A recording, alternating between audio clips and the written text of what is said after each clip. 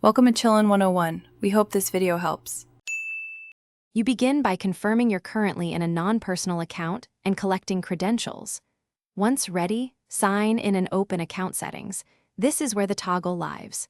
Make sure two-factor is accessible because you'll receive a code.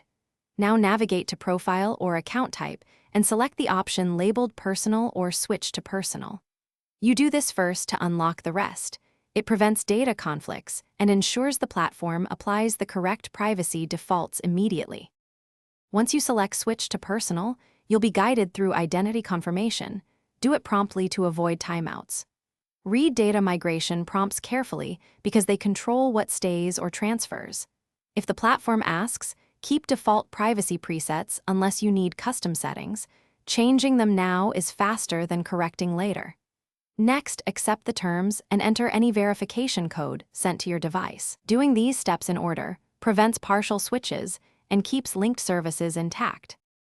After confirmation, check your personal dashboard and update notification and privacy settings so they match your expectations. Relink or disconnect third-party apps that behaved differently under the previous account type. If you encounter an error, try clearing your browser cache or app data and repeat verification. This resolves most sync issues. If problems persist, contact platform support with timestamps and screenshots. Following these final steps secures your personal profile and prevents residual business policy. Thanks for watching. Consider subscribing if we helped you.